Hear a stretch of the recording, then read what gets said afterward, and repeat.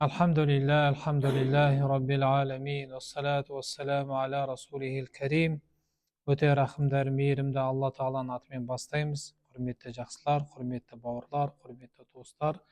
Енді жаңағы тақырыптарымызға қайтып оралатын болсақ, мысалға ең алғашқы түскен сүре, ең алғашқы түскен аят, ең алғашқы түскен сүре Алақ сүресі, білесіздер. Ең алғашқы түскен аяты иқрақ деп басталады. Оқы, үйрен, біл, зертте, талпын, барлығын меңгер деген осындай жақсы, ұлы, салиқалы, ізгі ұғымдардың барлығын қамтиды жалпы. Ең алғашқы түскен Құранның аяты. Сондықтан енді бұл Құранды біз, Аллаға шүкір, мұсылман ретінде әрдайым оқимыз. Құранды аяттарын әр уақытта ойымызға салып, жүрегіміздің түбіне қойып, пікірлеп, оны былай терең жаңағында иманмен зерттейтін болсаңыз, әрбір аят білім. Құранның әрбір аяты білім, тұнып тұрған білім, ғылым, керемет адамға сондай бір үлкен ой өріс сыйлайды, адамның санасын, көз аясын кеңейтеді. Сол үшін біздер иншалла осы Құран аятына жаңағындай бір саяхат ретінде, Құран аятына бір сабақ ретінде, бір ғылыми ізденіс ретінде, енді арасында осындай намаздың алдында бір 10 минуттық кішкене бір ғылыми сұхбат. Негізінде уағыз деген енді ғылыми сұхбат қой. Біздің танымымызды, Аллаға деген иманымызды арттырады иншалла, білімімізді арттырады. Енді мен жалпы әңгімені көп ұзартпай қояйын. Жалпы жаңа да әңгіменің уағыздың басында айттық, осы қасиетті Құран, жаттаған Құранымыз иншалла. Бұл білім, Құран білім, толып тұрған білім. Енді айтайын деген, осы жер бетіндегі Алла Тағаланың құдіретін көрсететін, Алланың бар екенін және оның хақ екенін, жаратушы жалғыз Алла екенін көрсететін ең үлкен белгі, ең үлкен білім, ол не екенін білесіздер ме? Ең үлкен аят ол адамның өзі. Адамзаттың өзі, адамзаттың жаратылысының өзі ең үлкен білім, ең үлкен өркениет, ең үлкен ғылым. Көрдіңіз бе? Негізі анау алғашқы түскен жаңағы иқра деген жаңағы аяттан басталатын сол нені оқитын болсаңыз, қалай басталады? Бисмиллахир-рахманир-рахим. Иқра бисми роббикаллази халақ. Сені жоқтан бар қылып жаратқан Раббыңның атымен оқы. Ол сені ұйыған қаннан бір тамшы судан жаратты деп бастайды. Қарасаңыз. Көрдіңіз бе? Сондықтан жалпы адамның жаратылысының өзі білім, ең үлкен білім. Көрдіңіз бе? Сондықтан біз Алла Тағаланы тану үшін, Алла Тағаланың құдіретін одан ары терең білуіміз үшін біз өзіміздің жаратылысымызды зерттеу керекпіз. Құран аяттарымен сәйкестендіріп. Қасиетті Құранда Алла Тағала бір аятты келтіреді. Офил арди аятул лил муқинин. Офил арди аятул лил муқинин. Жер бетінде күмәнсіз Аллаға сенетін адамдар үшін тола көптеген белгілер бар дейді. Алланың бар екендігін, оның құдіретті екенін көрсететін көптеген белгілер бар дейді жер бетінде. Біз бірақ мән бермейміз, назар салмаймыз, зер салмаймыз, өтіп кете береміз. Және аяттың жалғасы офи анфусикум, және өздеріңнің жаратылыстарыңда дейді.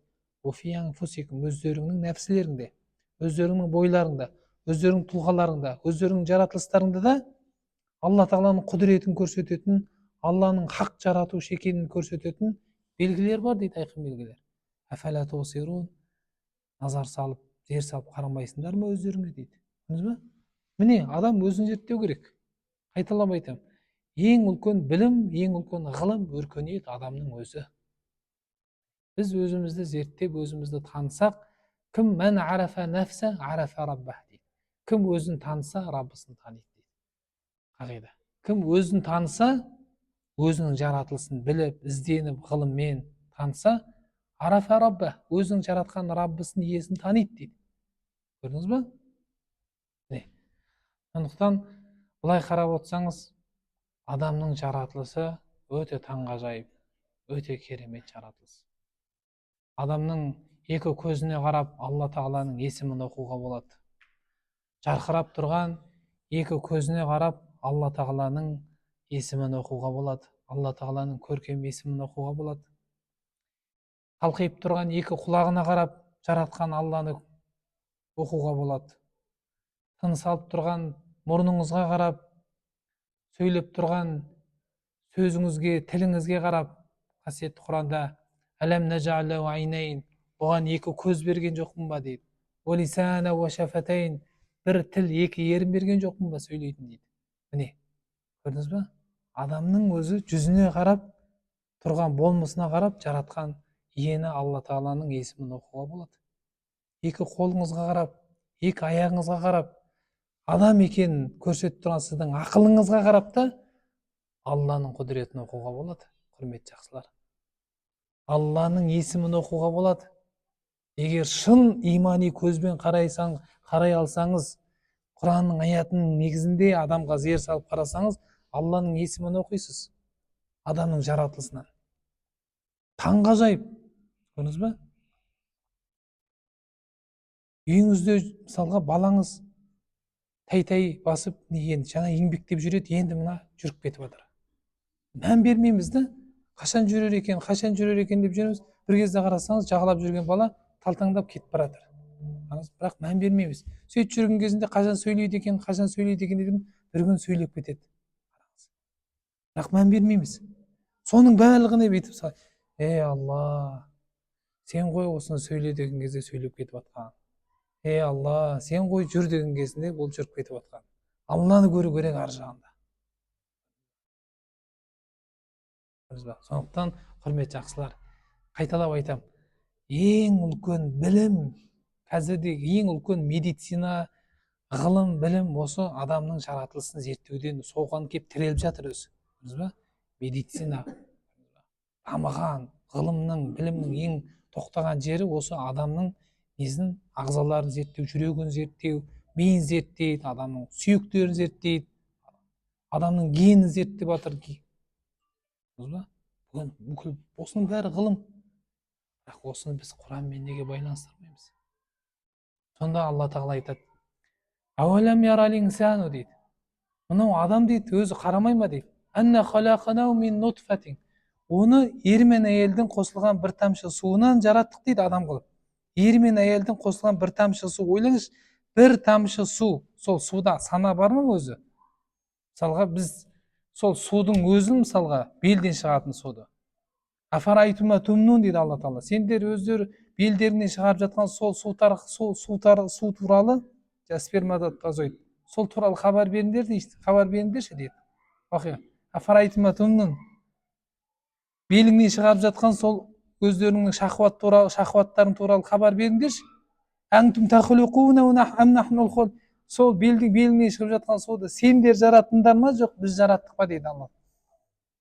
Ол адам шығаруды ғана біледі ғой, мысалға. Беліңде қалай жаратылып жатыр, қайдан келіп жатыр, оны мысалы, ол білмейсің сен. Сол сенің беліңнен шыққан, жаңағы ер мен әйелдің екеуінің қосылған суынан адам пайда болып жатыр. Ол судың өзінде сана жоқ қой, ол екеуі қосылып, бір адам болайық, өсіп қол болайық, көз болайық деп. Ол өз-өзінен сөйтіп болатын нәрсе емес қой, мысалға да. Үлкен процесс ол. Өз басқышпенен жаңа медициналық эмбриология бар, адам даму биологияда. Оның барлығы жүйелі түрде өз-өзінен болмайды ғой, саналы түрде болып жатыр бірақ. Көрдіңіз бе? Бұлай ойлайтын болсаң, бұл керемет нәрсе өзі. Ең үлкен білім Алла тағаланың құдіретін көрсететін бұл адамның өзі негізі. Сөйтіп Алла тағала Құранда айтады, мин нутфатин, сөйтіп бір тамшы судан жаратылған бұл адам өзі адам болып алды да, көйіп есейіп, бұлшық еттері келіп, жаңағы үлкен ер жетіп, ақыл есі толған кезінде дейді. Ол жаратқан Раббысына ашық қарсы шығып дұшпанға айналып кетті дейді. Өзін жаратқан Аллаға қарсы шығып дұшпанға айналып кетті дейді. Алламен таласайын деп тұр дейді. Және бізге дейді бір мысал береді дейді. Өзінің жаратылған, неден жаратылған, бір тамшы судан жаратылған ұмытып қалып, шіріген сүйекті кім жаратады деп бізге мысал береді дейді. Сол шіріген сүйекті әу баста кім жаратты? Сол қайтадан тірілтеді деп айт, ей Мұхаммед деген Құранда сондай аяттар бар. Қазір енді қарап отырсаңыз, Алланы танымағасын, имани жаңағы көз жүрекке орныққаннан кейін соқыр жүрекпен сол өзін жаратқан Алласын танымай, өзін жоқтан бар қылып жаратқан Аллаға қайта қарсы шығып, өзінің иесіне өзі қарсы шығып жатқан адамдар бар, Алла сақтасын. Дұрыс па? Сондықтан қайталап айтамын. Кім өзінің жаратылысын таныса, мен арафа нәфса, өзінің нәпсін таныса, арафа рабба, Раббысын таниды дейді. Сондықтан, құрметті жақсылар, өзімізді үйренейік, өзімізді зерттейік. Біз өзіміз ілімбіз, ғылымбыз, өркениет адамның өзі. İnşallah. Subhanakallahumma eşhedü en la ilahe